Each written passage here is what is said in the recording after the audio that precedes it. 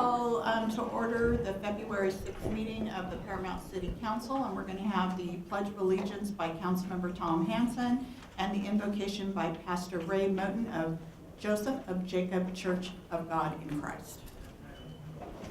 Please rise. Please join me in renewing your pledge to our country's flag. I pledge allegiance to the flag of the United States of America and to the republic for which it stands, one nation, under God, indivisible, with liberty and justice for all. Will you bow your head with me as we pray together? Our Father, let me say thank you for your many and abundant blessings you have given this city and community. Thank you for life itself and for the measure of health we need to fulfill our callings. Thank you on behalf of all who have gathered here today. Heavenly Father, we come to you today asking for your guidance, your wisdom, and support as we begin this meeting. I pray for our mayor, for the various levels of city officials. I pray for the businesses, the people of this community, and for the council assembled here this evening. We thank you for these trusted servants and ask your blessings upon them. I pray for the agenda that's set before them today. As we consider the merits and pitfalls of each matter that is placed before us, I pray that the actions taken will be in accordance with what is best for the community and for our fellow citizens. I ask you to grant wisdom to use resources wisely and pray that the decisions made will promote the common good for all concerned. Thank you for your help in accomplishing this goal. Amen and amen. Amen. Thank you very much, Pastor. Do we have roll call of council members, please? Councilmember Keen, Councilmember Hanson, Here. Councilmember Hoffmeyer, Here. Vice Mayor Martinez, Mayor Lemons. Here. Make a motion to excuse Diane and Lori. Second. Been moved and seconded. May I have a roll call, please? Councilmember Hanson, Yes. Councilmember Hoffmeyer, Yes. Mayor Lemons. Yes. Do we have public comments, John? We do have 2 public comments, but also we do not have any public comment updates, so we will move on to public comments. So the first one is from Ms. Tammy Kegley from Rosecrans Avenue. She'd like to comment on public safety in her neighborhood. Ms. Kegley?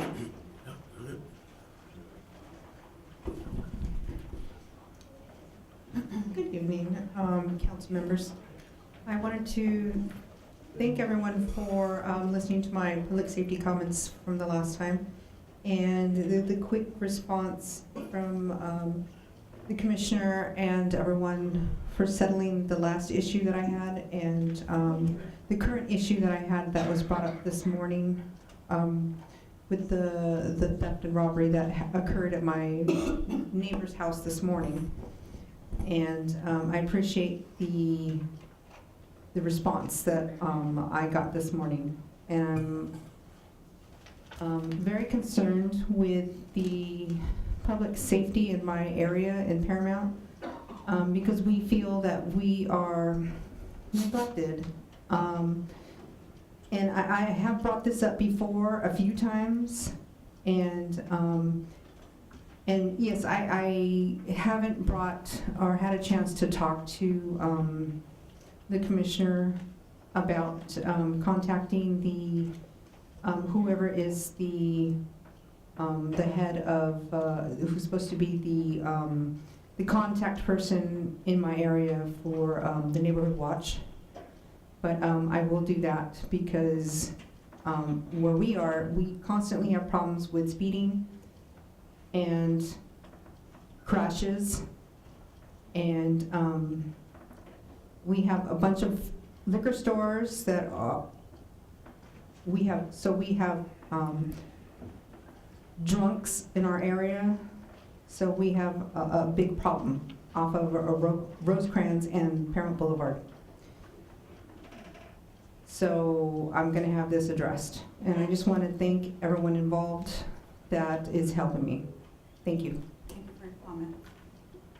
Anyone else? Yes, ma'am. Our next speaker is Mr. Luis Vasquez, and he'd like to talk about the Metro Rail project. Mr. Vasquez? Council, Madam Mayor. First of all, my name is Luis Vasquez. I'm a 25-year resident of Paramount. Regarding the Metro project, I was actually informed of this project because I attended a few meetings a few months ago regarding another issue. But my concerns are basically regarding public safety. Is the city equipped, or will it be equipped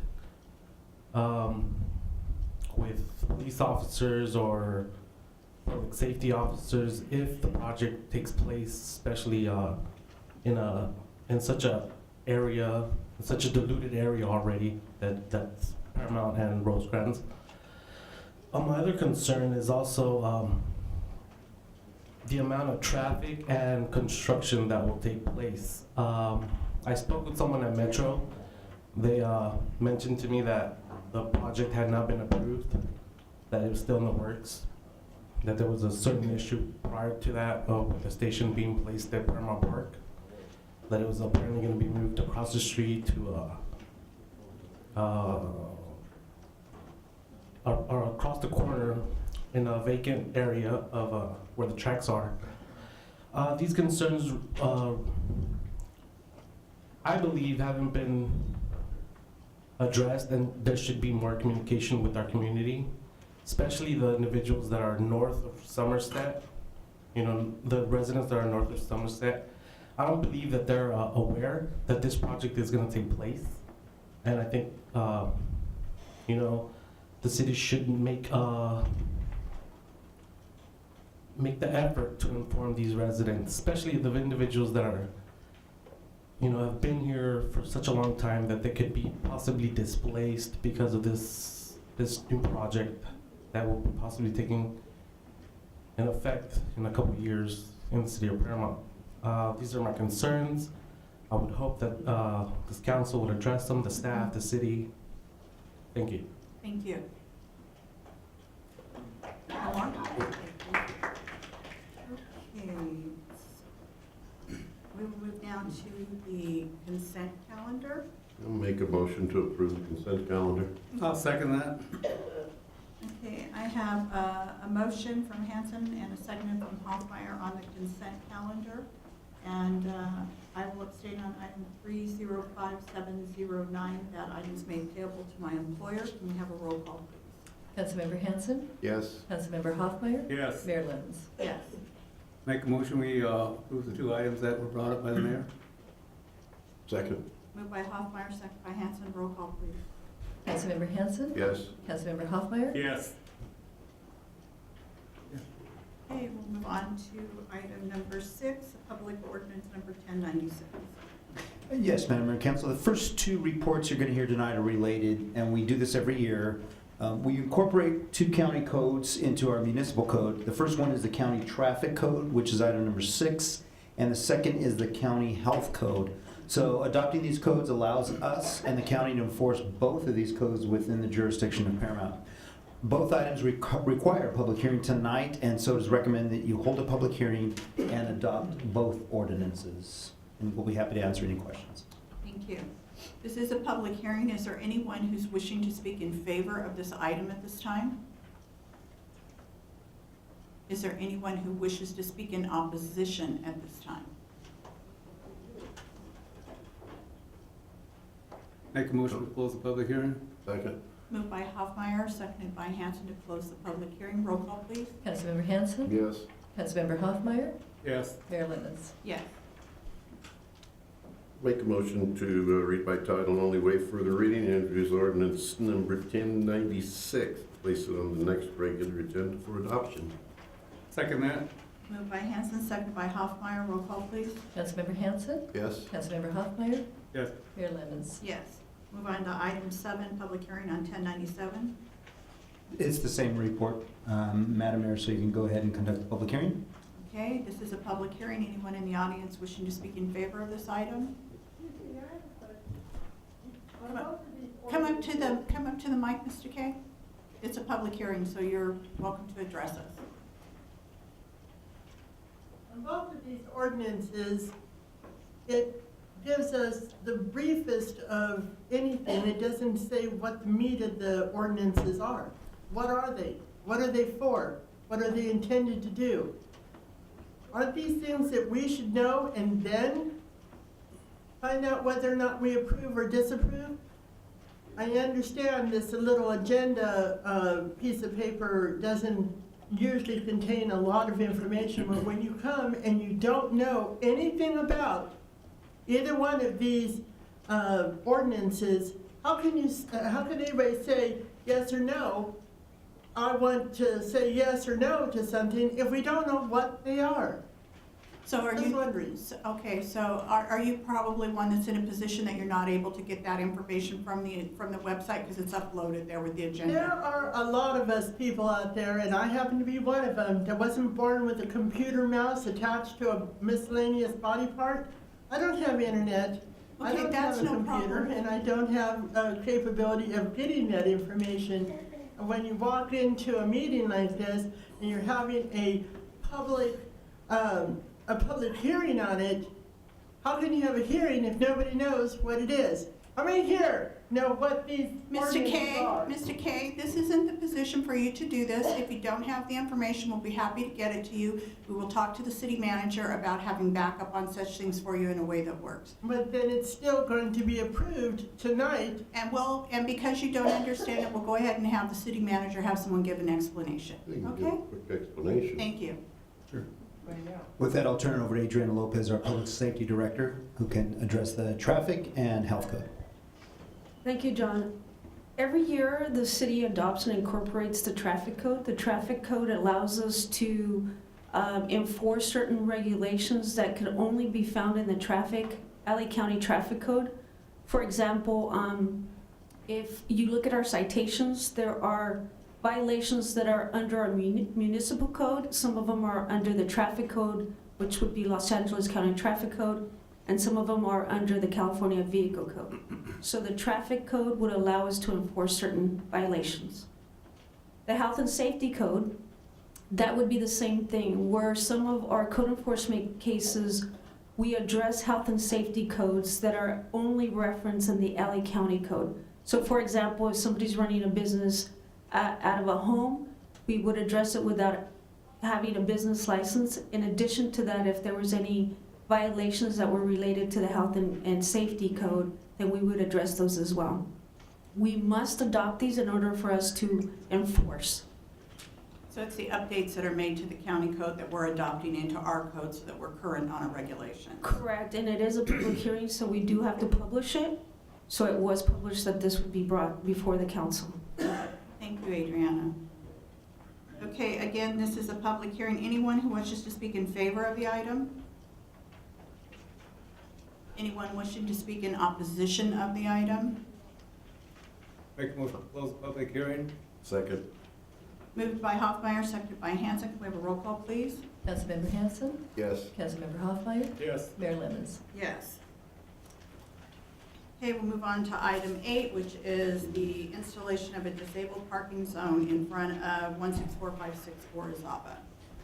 We received another request for a disabled parking zone, and this one, as you mentioned, Madam Mayor, is on Orizaba Avenue, and Chris will handle the item. Chris? Thank you, John. Madam Mayor, members of the council. We have received a request from Mr. Albert Howard for the installation of a disabled parking zone in front of its home at 16456 Orizaba. Mr. Howard has a valid disabled person license plate and is requesting the zone to be installed in front of his home due to limited accessible parking options in the neighborhood. Staff has inspected the site and found that the neighborhood on-street parking can be limited. The applicant's residence does have some off-street parking via a driveway and garage, however, they are not considered to be ADA accessible. Staff has also verified that there are no other disabled parking zones on the street and have approved approximately 15 feet of curb in front of the residence would be marked for disabled parking only. This item was heard by the Public Works Commission at their January meeting, and they recommended approval to the City Council, and a notice indicating that both the Commission and the Council would hear this item was sent to all the properties on Orizaba from Jackson to Harrison Street. That concludes my presentation. Be happy to answer any questions. Thank you, Mr. Cash. Questions?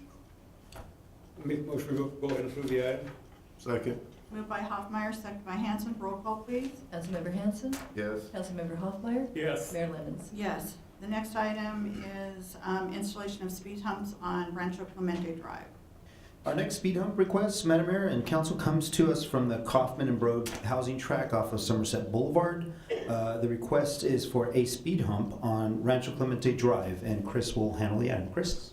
Thank you, John. Madam Mayor, council members, as John mentioned, we did receive a request from Mr. Eric Hernandez to install a speed hump on Rancho Clemente between Rancho Serona and Rancho Vista Streets.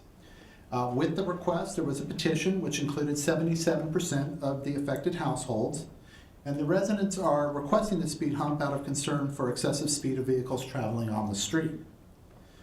Given the length of the street, the city engineer did determine that one speed hump could be installed, and that was placed in front of 15145 Rancho Clemente.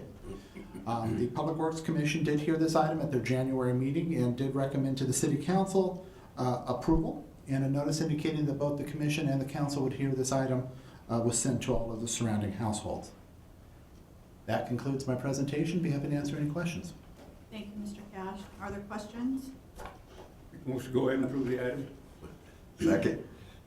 Moved by Hoffmeyer, second by Hanson. Can we have a roll call, please? Councilmember Hanson, Yes. Councilmember Hoffmeyer, Yes. Mayor Lemons. Yes. Next, we have a receive and file item for a 12-month review of the city council permit for live entertainment at Boulevard Cocktails. Yes, Madam Mayor and Council, there currently is a live entertainment permit for karaoke, like as you said, at Boulevard Cocktails on Alondra Boulevard. 12 months ago, the council asked us to do a 12-month review of this permit to see about law enforcement issues that could have taken place during the past 12 months. So Adriana Lopez, our Public Safety Director, will go over this item and tell us how they did. Adriana? Thank you, John.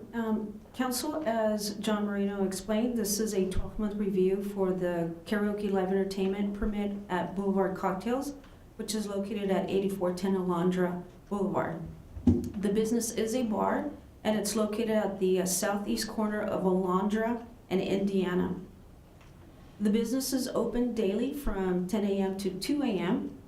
And in July 2015, the City Council approved the use of a hosted and non-hosted karaoke on Friday and Saturday from 7 p.m. to 1:30 a.m. The live karaoke was approved with conditions. Since 2015, the City Council has conducted 3 6-month reviews of the permit, and as John mentioned last year in January, the council agreed to a 12-month review, and that's what we're doing this evening. From the time period of January 2017 through December 31st, 2017, a total of 5 law enforcement responses and 5 compliance checks were conducted at the location.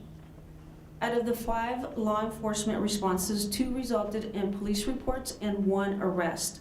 The most serious incident was a call of an illegal shooting, which occurred on May 28th of 2017. No one was injured as a result of the shooting, and detectives did investigate the crime. In both incidents, the business owner was very cooperative and allowed deputies to view any footage that their security cameras captured, which is very helpful for the responding deputies as well as the investigating detective. The applicant has a history of being very cooperative with law enforcement as well as city personnel, and he always reports any potential crimes to the Sheriff's Department directly. It is recommended that the City Council receive and file this report with the stipulation for a subsequent 12-month review, and the applicant was invited to tonight's meeting. Thank you. Are there questions for Adriana? I have one. Did you have a question? No.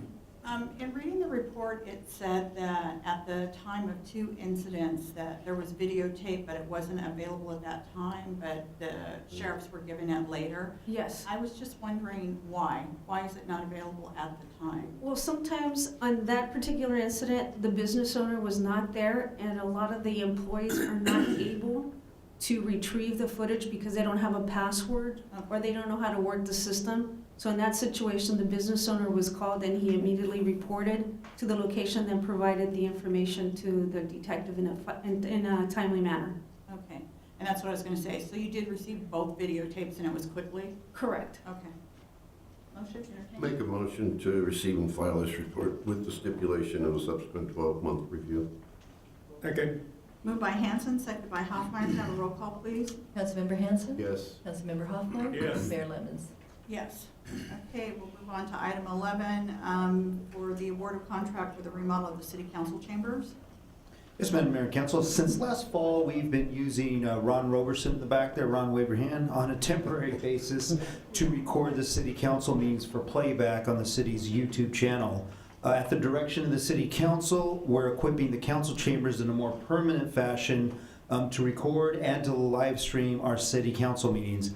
As we showed you in a presentation last year, this would include some construction work here that affects the dais. So tonight, we're bringing before you this award of contract for this work. And I'll hand it over to Chris Cash, our Public Works Director, to handle the item. Chris? Thank you, John. Madam Mayor, members of the council, as John mentioned, back in December, we brought to you our plans to make modifications to the council chamber as part of our larger effort to install permanent video casting equipment for meetings.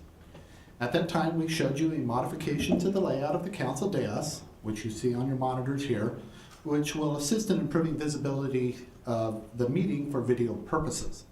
As you may recall, back in December, the council also awarded a contract for modifications to the presentation system, which is also part of the larger project. Tonight, we have before you an award of contract for the construction end of things, which will include the dais modifications to the chamber needed for new presentation equipment, and also some minor ADA improvements. On January 25th, we did open bids for this work, and we received 2 bids, and the apparent low bid came in at $24,800 from Jason Golson Construction, with a high bid at $42,393. At this point, we are recommending award, and once we get the contractor on board, we will set up a meeting to schedule the work. We do anticipate that the chamber will be out of commission for 2 to 3 council meetings, and as such, arrangements are already being made to move the meeting in the interim to Progress Park once work begins. So with that, we are recommending award, and I'd be happy to answer any questions. Questions? And Madam Mayor, if I may add too, we will put plenty of notification out to the public when the council chambers are closed. We'll have a signage up front just in case people didn't get the message that we are closed in chamber and the meeting has been moved to another location. So we'll try our best to get all that information out ahead of time. So for those of you that are in the audience that come to a lot of our meetings, just a heads up, please continue to watch out on our website so you can see if the meeting has been moved. Any questions? Motion? Move the item. Second? Moved by Hoffmeyer, second by Hanson. Roll call, please. Councilmember Hanson, Yes. Councilmember Hoffmeyer, Yes. Mayor Lemons. Yes. Next, we have an oral report on the long-term pension plan and post-employment benefit liabilities. Yes, this next item involves a very in-depth look into the pension issue that is facing city government up and down the state of California. I sent you an article on Monday, and I also received this morning this report from the League of California's cities that they released about the retirement issue. So it's really on everybody's radar. As such, I felt it very important to educate you and give you a very comprehensive presentation, which you're going to hear tonight on this issue. We in Paramount, by the way, have always been conservative with our finances and as well as with our hiring practices. It's helped that Paramount was founded on the contract city model, so when we were incorporated back in 1957. For instance, many of the cities that will struggle greatly with the pension issue in the next few years, they have police and fire departments, we don't. So over the last couple of decades that I've been here, we've clearly taken measures in anticipation of this pension issue. Things like not dramatically expanding our full-time workforce. We've hired more part-time employees. We've grown our existing contracts with private vendors. That has all helped to avoid a gigantic future pension burden that a lot of other cities will be facing, like I said. However, having said all that, we're not out of the woods yet.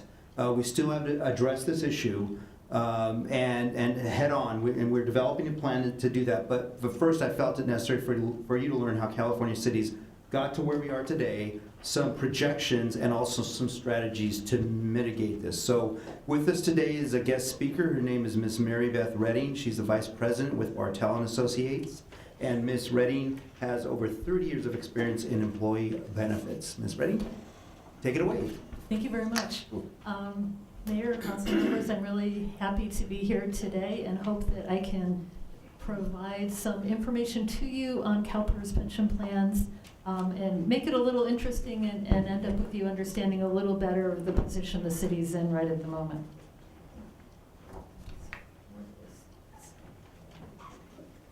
I want to start with talking a little bit about what the CalPERS pension promise is. The city has promised its employees through its membership in CalPERS a defined benefit pension, which means that after an employee retires, they'll get a pension monthly for life. And that pension is based on their final average pay, so the number of the pay at the point they retire times their years of service times a factor, and the city's factor is 2.5%. That means that someone who retires at age 55 gets 2.5% times their service times their final year's pay. So somebody with 25 years of service will get 62.5% of their final year's pay as a pension for life. There is a cost of living increase on that, up to 2% a year. But the important thing to keep in mind is that city employees are not in Social Security, so this is their only retirement income. They do not have Social Security on top of it.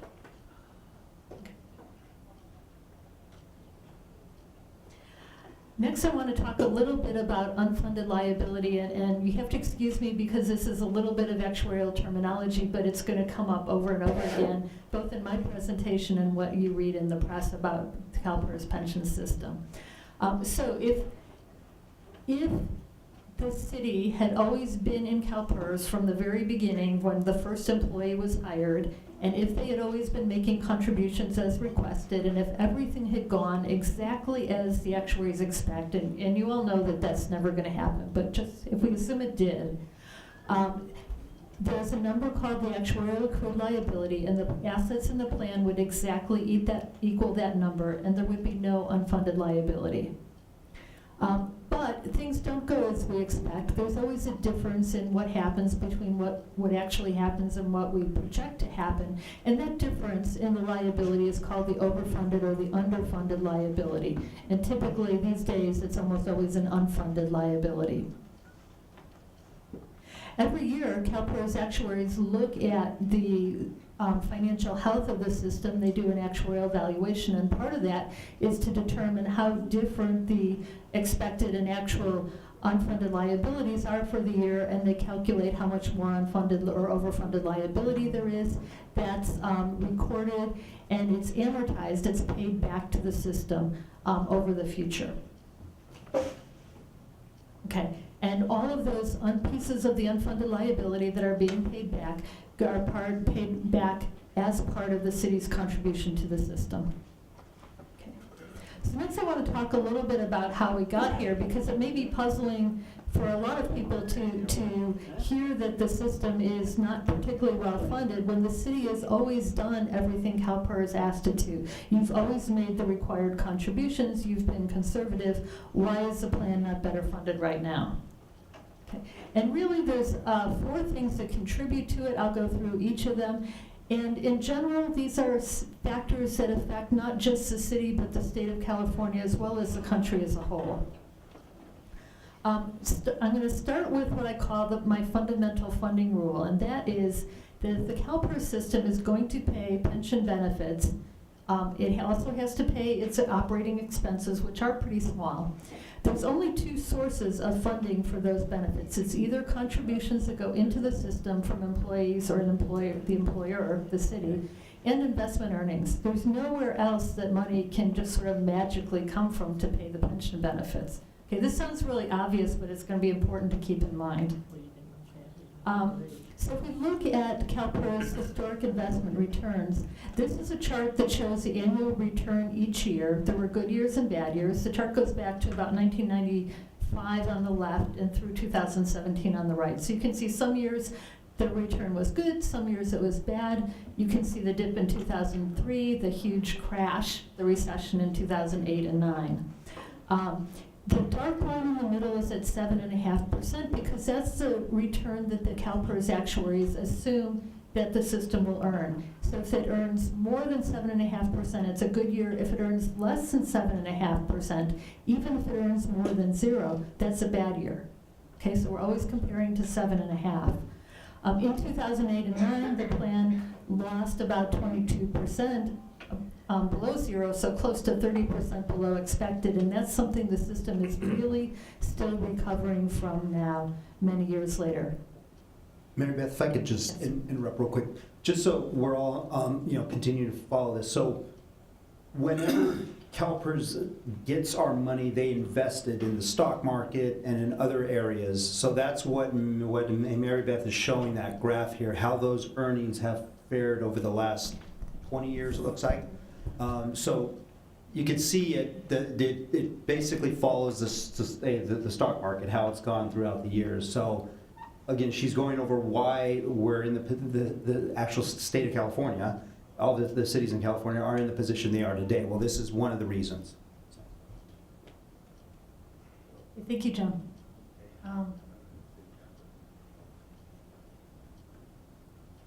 So one of the questions is, why was that downturn so bad? Why are we still recovering from it now? CalPERS' old policy for charging cities contributions was, beginning in 2003, they were instructed to keep contribution rates level, steady, manageable for cities, to not have them change a lot. And that was their primary directive. And they did quite well at that. What they did was smoothing investment gains and losses over 15 years, and this rolling 30-year amortization of unfunded. In particular, the smoothing of the investment losses over 15 years meant that in a year when you had a huge loss like 2008 and 9, it took 15 years before that loss, the real value of the assets, was recognized in calculating the contributions. Effectively, the contributions were too low for the next 15 years after that loss, because you were sort of pretending you had more money than you did. So that was keeping enough money, preventing enough money from going back into the system to take advantage of investment gains afterwards. So they've really been funding very, very slowly, and too slowly, since 2008 and 9. That's part of the reason we're still very underfunded today. But it was their job. They were told keep rates smooth, and they did a really good job at that. They didn't do a good job at getting the plan well funded. Another thing that happened that's really impacted the funded status of CalPERS is something called enhanced benefits, and you'll probably read a lot about these in the paper. In the early 2000s, this was a sort of a wave started by the Highway Patrol, safety, then followed by other safety groups, and then miscellaneous groups. Pension plans at the point were very well funded, typically 150% or so funded. People thought there was more money than you could possibly ever need in CalPERS. And so they got this idea to enhance benefits or increase the pension benefits that went to people. And that was typically negotiated to apply to somebody's whole pension. So almost, in a lot of cases, overnight, they would have their pensions increased by about 50% as soon as cities adopted this. But what happened was that a lot of cities found that if they did not enhance the pension benefits, all their neighbors were enhancing pension benefits. It became very difficult to recruit and retain employees. And so most cities and other public agencies ended up giving the enhanced benefits in the early 2000s. The city's formula is 2.5 at 55, the 2.5% of final pay for people retiring at 55. This is an enhanced formula, although it is not one of the most enhanced formulas. So there were several choices. At that time, the city chose to increase the benefits, but not as much as they could have. So there was some restraint that worked well for the city now in retrospect. The last thing that's happening, and this is a factor around the state of California as well as around the whole country, is that we're getting more and more retirees as compared to actives. And when you look at most public agencies in the state of California who have miscellaneous employees like the city, you'll see that 60 to 65% of the liability belongs to retirees. What happens when you have a lot of liability and a lot of assets associated with your retirees is that the contribution rate becomes much more volatile. There's a lot more year-to-year increases and decreases. It makes it hard to budget for that. The city is somewhat younger than the average city, and the percent of retiree liability is only 44%. And what this means is that you should have a little bit less volatility in your rates than most of the state, other cities in the state. Okay, so moving on to what's CalPERS doing about this? They've kind of looked back and said, okay, we've done some things that maybe weren't helping us get the CalPERS system to fully funded, so we're going to make some changes that hopefully will improve things going forward. They changed their contribution policy a couple years ago. They got rid of the asset smoothing, so now when they do valuations, they're looking at the actual value of assets in the plan. They got rid of rolling amortization. They've phased this into city contribution rates beginning in the year 15-16, and it's not going to be fully felt in your rates until the 19-20 year, so a couple more years before that's all the way into the rates you're paying. They've also made some changes in their actuarial assumptions, the projections of what's going to happen, particularly recognizing that people are going to live longer in the future than they do now. Our kids will live longer than we live, their kids will live longer than they do, and that also increases costs, and that's getting phased into rates. The biggest change lately has been in the discount rate, and it happened a little over a year ago, at the end of 2016. This is not the time that the CalPERS board normally addresses these things, but their investment advisors came into the board meeting and told them that they did not think there was any way the fund would earn 7.5% in the long run, and that was their assumption at the time, 7.5%. They were told by the investment advisors that on average, over the very long term, the real rate of return would likely be 7%. And even worse, in the next 10 years, the investment advisors told them it would probably be more like 6.2%. And then after that, it would get better so that in the long run, it averaged 7. Okay. So let's just take a step back here and say, why does that matter? Remember how plans get funded. If you want to pay pension benefits, the only way money can get into the fund is from investment earnings or higher contributions. If the investment advisors say that the investment earnings are going to be less, it means there has to be more money coming in from contributions to fund the pension benefits. Right. Okay, so what the board said is, well, if you investment advisors tell us we should expect a 7% return, we need to start factoring that into all of our calculations. And what they said is, we don't want to do it all at once because that would increase contributions too much for our member agencies, but we'll do it over 3 years. So in the 2016 valuation, which is just finished, they took the discount rate down to 7.375%. They're not putting that all in your contributions right away. It goes in a little bit every year over 5 years. And then they take another step in the 2017 valuation to 7.25%, and finally in 2018 valuation, they'll be all the way down to assuming a 7% return, which is what their advisors told them to expect. But that will not be factored into the full contribution rates until 24-25. So for the next several years, we see required contributions to CalPERS increasing because they're still phasing in these changes. Excuse me once more again. Mary Beth, correct me if I'm wrong. So what this shows is that the contribution that the city is going to have to make is going to increase because the rate of return, the investment that's predicted, is going to go down. So therefore that translates into the city and all other cities in California having to contribute more into the fund. What percentage right now, John, are we at? 34? Is it? Average of 2 classic and pepper is about 31%. 31% of covered payroll. 31%.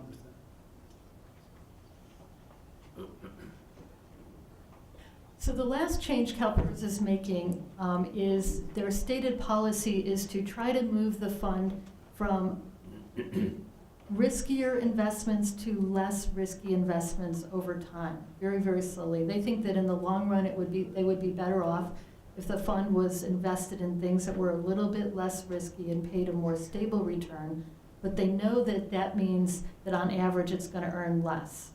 So they've got a plan to move this very, very slowly, little by little, only in good years.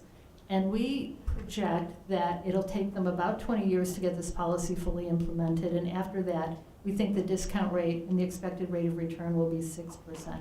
So in the long run, you're looking at still a very slow increase in the contribution rates as they move the fund to a more stable investments over the next 20 years.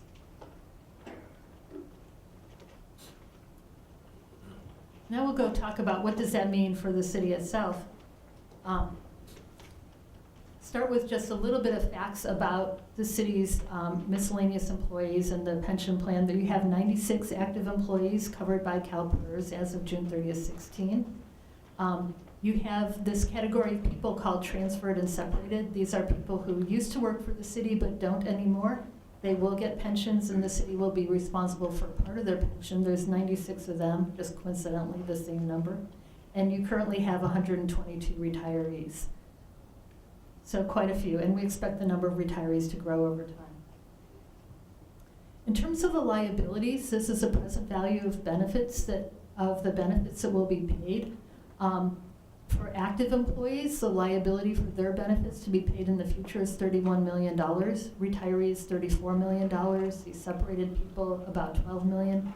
All in all, that's $77 million is the value now of the benefits you will pay in the future for current employees and current retirees. There's about $55 million set aside to pay for these benefits at CalPERS right now. So the shortfall is just about $22 million. You're about a little better than 71% funded. That's the average CalPERS miscellaneous agency is about 70% funded. So you're doing a little bit better than average in terms of how well the plan is funded. Agencies that also provide safety are generally less well funded. So you're much better than the other agencies that have their own police and fire departments.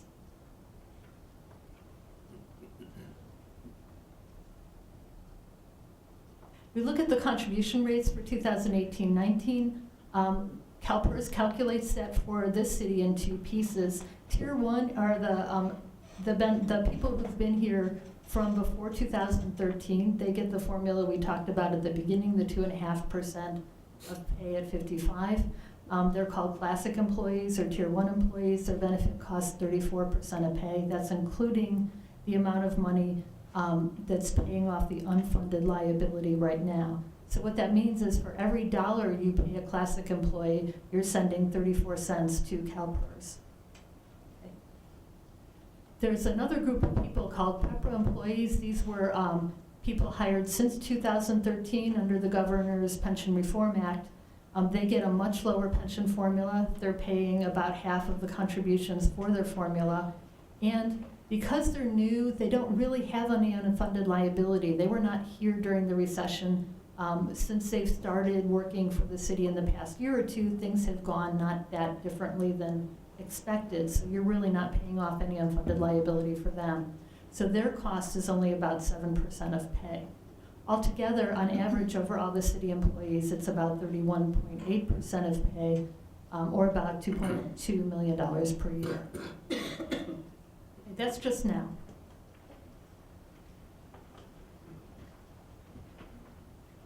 I have some contribution projection slides I'm going to be showing you, and I want to tell you that these are generic. These are not the cities, but I just want to show you in general what the pattern is of contributions, because we see it over and over again, and it's pretty much the same pattern for everybody. Our projections, I have to tell you this because I'm an actuary, our projections include everything we know or we expect. So there's a lot on this slide about what we expect the rates of return to be. We're taking into account things like CalPERS investment advisors telling them 6.2% for the next 10 years.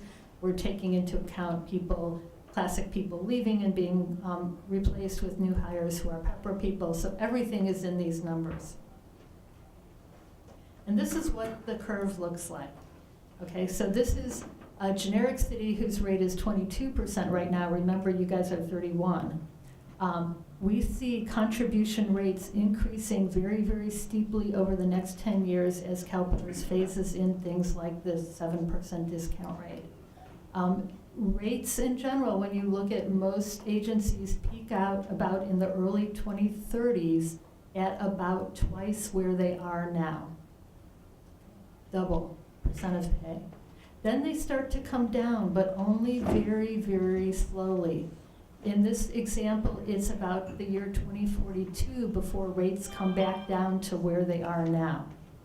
Okay? So rates will go up steeply, they'll stay high for quite a while, they'll gradually come down. After that, they'll come down. Eventually, the unfunded liabilities will be paid off. CalPERS will be done moving to the more conservative investments. We'll have a much more stable system. We'll have most of the employees will be PEPRA employees whose pensions cost less, but it takes a really, really long time for that to happen.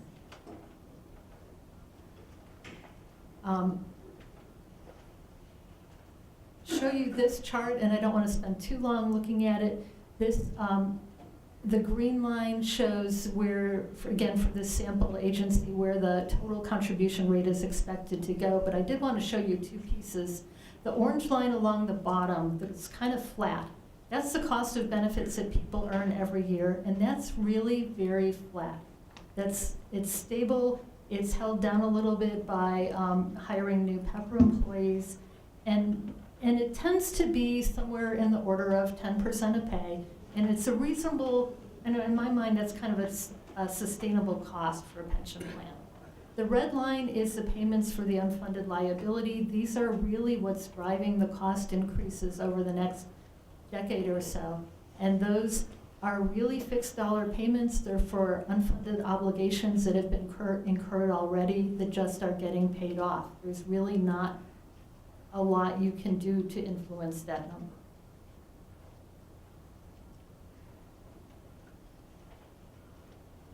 So what can you do? And it's not really a very pretty picture, but I'll tell you the couple options there are. Start with one that's not on the slide, which is asking employees to contribute more towards pension plans. A lot of cities are doing this. The problem is that if you think about your contribution rate being 31% of pay and then perhaps doubling, it's really too much of an increase for an extra contributions by employees to put much of a dent in at all. Okay? It's just way too big of a number. So what does that leave you with? One is paying extra money to CalPERS now. You are allowed to pay more than they ask for. And by giving extra money to CalPERS, they will invest it. We expect they'll earn on average 7% on that money, which is more than the city could earn with its own funds.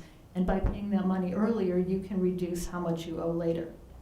If you do give extra money to CalPERS, you have to consider that it's irrevocable. It's been paid to them. They're going to do with it, credit you how they credit people, and you can't ask for the money back or ask for it to be allocated differently in the future. We think it will reduce your long-term contribution rates, and probably, if you're just thinking about what returns you can get on the money, is probably the best option you have for investing extra money. So we do see a lot of agencies going down this route if they have money to spare. The other option we have now is this new thing called an irrevocable supplemental trust under Section 115 of the IRS Code. This is a separate trust the city would establish that would allow you to invest money using responsible investments, but they're much less restricted than city funds. So you could invest in a fund that invests in stocks and bonds and things like that. We would expect it would probably return a little bit less than CalPERS in the long run, just because they have billions of dollars invested in armies of people looking for the very best investments.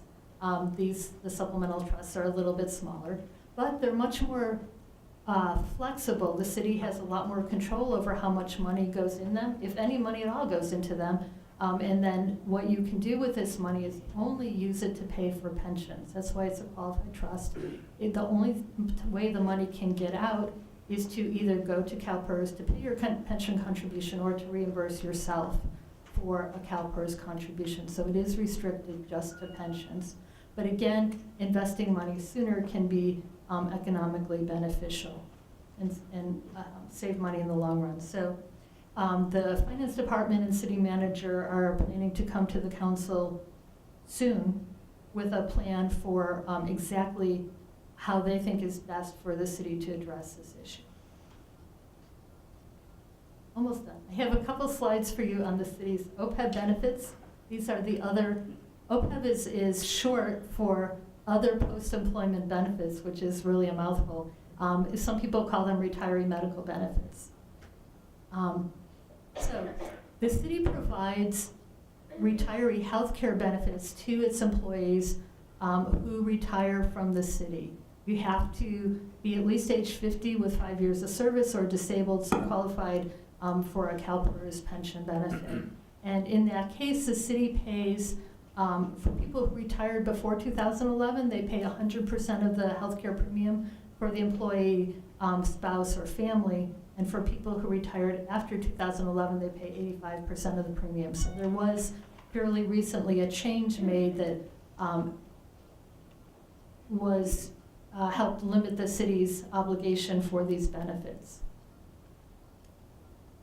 The liability as of the last valuation, which was 2015, the amount of the liability for active employees who are not yet retired was about $9 million, about $5 million for current retirees, total about $14.5 million. The city has started to pre-fund these benefits in a trust, and they have about $2 million set aside for that, leaving about $12 million of unfunded liability. Remember that there was about $21 million for the pension plan, so this is a smaller obligation. The plan is about 13% funded, which may not sound like much, but if you look around California and you asked other agencies how many are pre-funding their OPEB liability, you would probably find that at least half of them are not doing anything at all. So even being 13% funded, the city is really ahead of the game and ahead of most other cities. The actuarially determined contribution, which is sort of the number that would be a good idea for the city to fund, is a little over $1 million a year going forward. But we put in your packet a projection from the last valuation of the city's contribution, and the difference between this and CalPERS is that the city has a lot more control over this contribution. It's not legally required, and it's also funded on a much more steady and stable basis. It doesn't have the huge increase going forward that we see coming out of pensions. That is the last piece of my presentation. I'd be happy to answer any questions. Questions? I have two questions for either you or staff, I'm not sure. The $22 million that's unfunded that we have to make up, does that come out of general fund money? Most of it does. There is some that comes out of water fund, if Yes, I'm not mistaken. 70% is from the general fund, the rest is between water, utility, and other grants. And the projected formulas going forward that are in the process of being implemented to dig everybody out of this hole, is that going to stabilize things, or it's just dependent upon what happens in the stock market in the future? Is it a very conservative stabilization plan? It is dependent on what happens in the stock market in the future, very, very heavily. And what CalPERS is doing about that is they have their plan to get to investments that are less heavily invested in things like stocks, where you have that volatility or that unknown return, and get them into money that's a little bit more stable to pull some of that risk and uncertainty out of it. It's a long process. And then you showed kind of the flat line on the people that were newer employees, and is that because they're paying at the appropriate rate now, or they have a different percentage than the pre-existing employees? Or The new hires under the PEPRA law are paying half of the cost of their benefits that they earn, so they're paying in general a bigger percentage than everyone else. They have a much lower formula, and not necessarily all their pay is even covered. There's a limit on what pay counts. So their benefits are much more modest than current employees, and that helps keep the cost down, the city's cost down. Madam Mayor, if I Also- may add, she mentioned the word PEPRA. That's actually a state law that Governor Brown enacted back in 2013. Yeah, 13, which says that all public employees have to be paid at that level. So we can't pay them anything what the state tells us, and those are new employees. Classic employees that were hired before 2013 are on a different formula, as you said. John, When may you I? said pay, you meant pension benefit, not actual compensation. May I? Also, not only they have a different formula for the tier 2, the PEPFAR employees, also they have not been through a big recession that classic employees have been through for their investment. So that's a huge impact that classic employees are experiencing. What's the ETA that staff is going to get back to us with a proposal for the unfunded? Yeah, in 2 weeks, when we present to you the media budget, we have a solution. If you remember at last year's closing, when we present to you the CAFR, we actually put aside some money for that, and we're hoping to formalize it when we present the media budget to you in 2 weeks. How much money did we put away for that? Sorry. How much money did we put away? Last year, we budget? put away 700,000. How much? 700,000 last year. Yeah, we have some that we saved up in previous years as well, and we'll present to you in 2 weeks. So this is going to be a multi-year plan to address this. So. Any other questions? Thank you very much. Thank you. Okay, we're going to move on to item 13, the updated facility use policy. Yes, Madam Mayor and Council. Over the last couple of years, we've been bringing to you amendments to the facility use policy. Tonight will be the third amendment to this policy and will include some rooms and also some groups that weren't captured in the previous amendments. In crafting these policies, we're very mindful of the direction of the City Council has given to us over the last number of years when it comes to groups using our facilities. We think we've captured that philosophy in this latest iteration of our facility use policy, and I'll turn it over to Dave to handle the item. Dave? Thank you, John. Mayor and council members. So as John mentioned, we're kind of now in phase 3. So some background here. We kind of gave you the first 2 phases. This was the first phase in June 2016. We went first with this one. We were dealing with our 3 main buildings. These are the ones that are used the most in our city as a rented facility. And particularly with the Paramount Park Community Center, we addressed this one because the use of that building was in decline. And so we had to adjust the rates and the use structure to improve it for our residents to rent it. So these are the key parts that came out of that approval from the City Council, is that we did open up Progress Plaza West and the Clearwater building on a trial basis for use by the general public. We actually identified specific uses, the types of uses they can have at these 3 particular buildings, and we established a new rate structure. And I would like to, in terms of implementing this in 2016, since that time, particularly at the Paramount Park Community Center, we've seen an increased use by our residents because of the decisions that this council made. So we see a lot more of our residents getting use of that building. And then we went into phase 2. The second part, what we did, this was also in 2016, again, dealing with those 3 main buildings. We then addressed those users that were not part of the general public. These are our service clubs, churches, all the nonprofit groups and local businesses. We established from historical precedent that weekday use, they would not pay a fee for the use of these facilities. We did, though, establish for the first time a weekend use. So if they were to have a special event, a fundraising event, there were very limited costs. They would pay a deposit, insurance, basic setup, cleanup fees, and then pass-through costs for linen use, and then contracting for security if there was an alcohol event.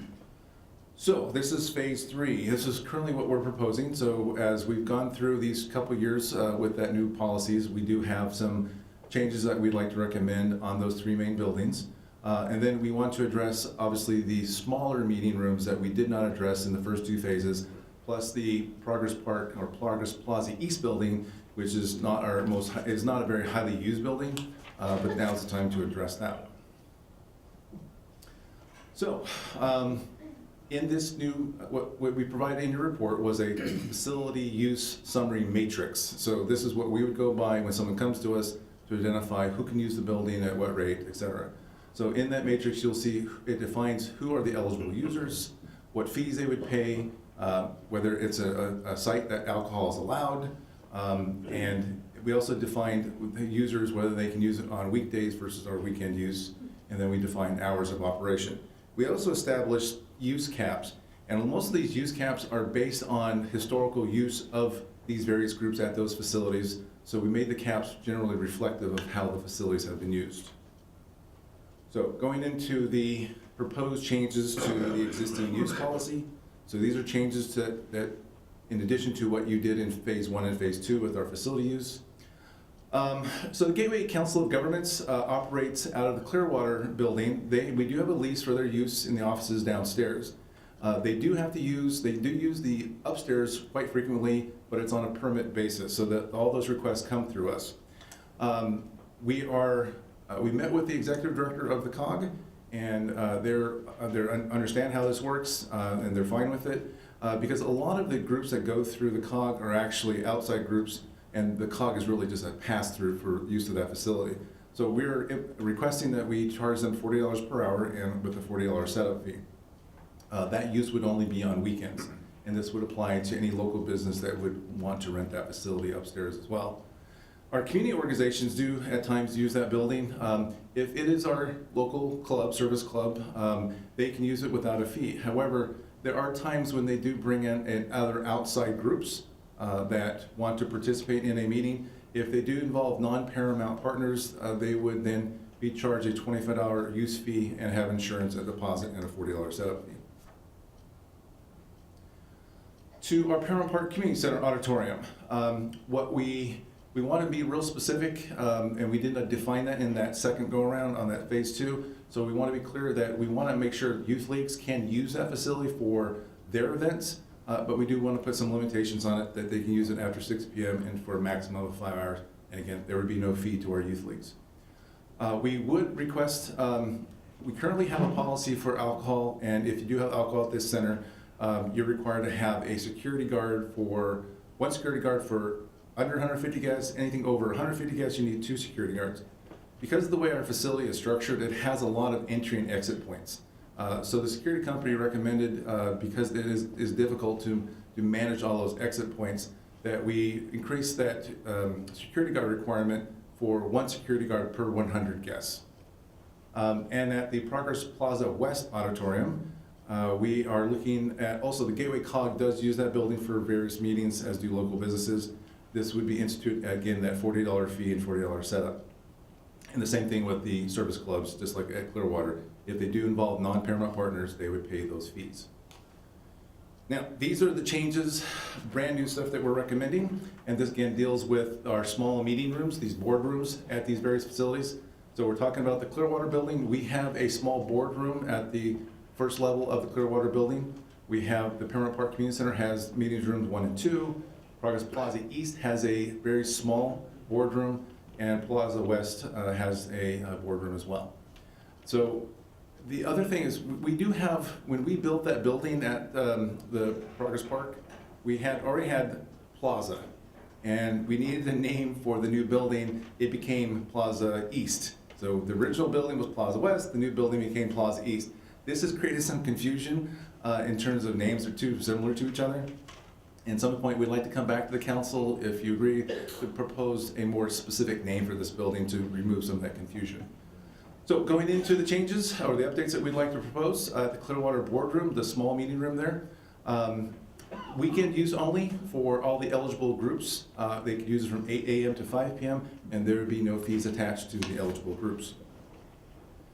At the Paramount Park Community Center meeting rooms 1 and 2, we broke it up by weekday and weekend use. So residents and non-residents are not eligible to use it during the weekday. This is our most heavily used facility, so it's in constant use.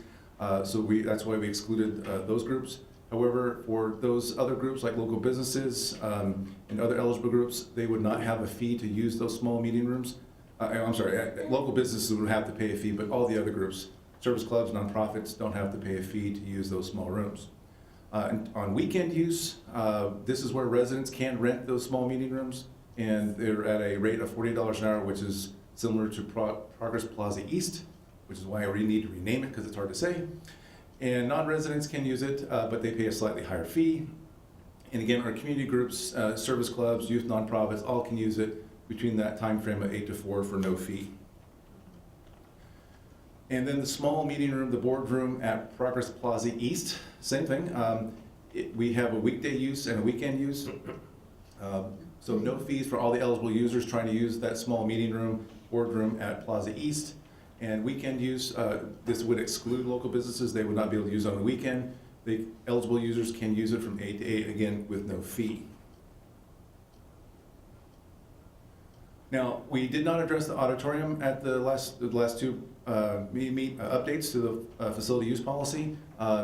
Again, this is not a heavily used building, but is probably timed out to address what those rates are. So for residents, they can rent it on the weekends. They can rent it anywhere between 8 and 10 p.m. and 8 a.m. and 10 p.m. The rate that we're proposing is $40 per hour. This is really reflective of the ongoing rate we've had for years. There are really, theoretically, 2 rooms there, and there's a separating wall that you can put in there. We had it at $20 per room. In practice, it really is not usable as 2 rooms, so now we treat it as 1, and so we're just recommending a $40 per hour fee.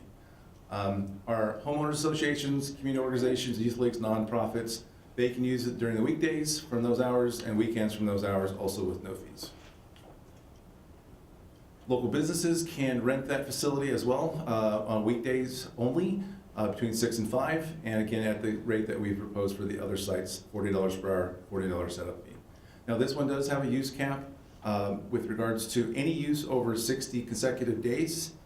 This would then be considered a short-term lease and would not be on an hourly basis. Lastly, it is always been our purpose or a precedent at use of our facilities that we do not allow overt political or religious activities. So we'd like to make that available to council to kind of codify that, because this has been a historical practice. Now, groups like Senator or Speaker Rendon, Congresswoman Royba Allard, they've had activities there, but they're informational only. So we still allow those types of activities, but we don't allow overt political campaigning at our facilities. Religious activities, same thing. Religious groups can use the facility for events, but they can't have an overt religious activity like a mass. That's where we kind of draw the line. So we would like to codify that as part of our facility use policy with the council. And that finishes my presentation. I'll be happy to answer any questions. Question?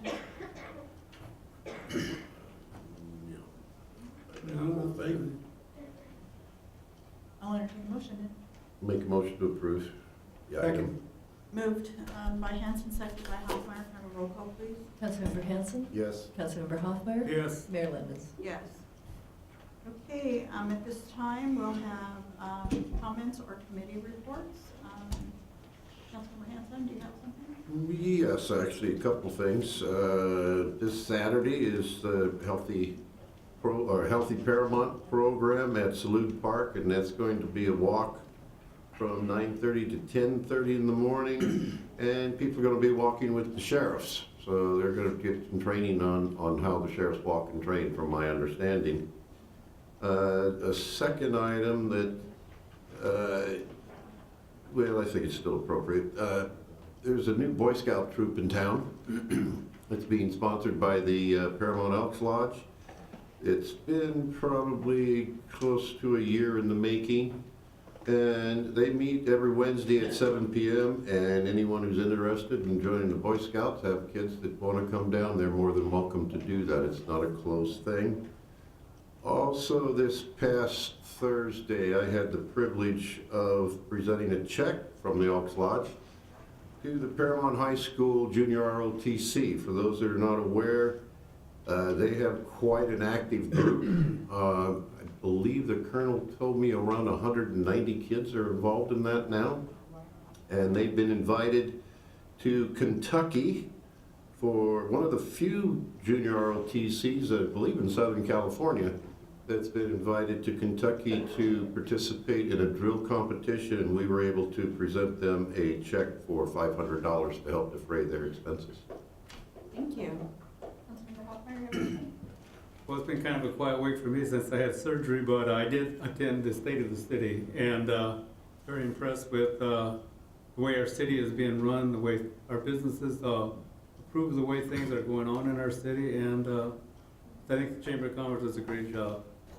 And I think also that I believe at 9:30 this coming Saturday, we're going to meet we're gonna partner up with Southgate, and we're gonna have a doggy park in Paramount, but it's not gonna be in Paramount, it's gonna be in Southgate, it's gonna be Doggy on park for Century Paramount Drive. residents to use. yeah. So that'll make a lot of people happy. So, other than that, hey, that's all I have. Thank you. The only thing I want to report on is that I met here last Friday with the 4th, 5th, and 7th grade students from OLR. And David, you just did such a magnificent job, you know, answering their questions, taking them on the tour. They're extremely bright children. I think they had a lot of fun. Their teachers were very engaged, and thank you, David, for making sure that they have that opportunity. I think it certainly, you know, gave them a whole new vision about government and what it is, and I was surprised how many of them are planning to be our future leaders already. Okay, with that, we'll stand adjourned, and I will call to order the regular meeting of the successor agency. Could we have roll call, please? Councilmember Gian, Councilmember Hanson, Here. Councilmember Hoffmeyer, Here, Vice Mayor Martinez, Mayor Lemons. Here, make a motion, we excuse Peggy and Lori from this. be Diane. Diane and Lori, yeah. Won't Second. excuse you. You I second? said yes. Okay. Motion by Hoffmeyer, seconded by Hanson. Can we have a roll call, please? Councilmember Hanson, Yes. Councilmember Hoffmeyer, Yes. Mayor Lemons. Yes. Are there any public comment cards? No, ma'am. Okay. Approval of minutes, Move to approve them. Second. moved by Hoffmeyer, seconded by Hanson. Roll call, please. Councilmember Hanson, Yes. Councilmember Hoffmeyer, Yes. Mayor Lemons. Yes. We are adjourned. Thank you very much.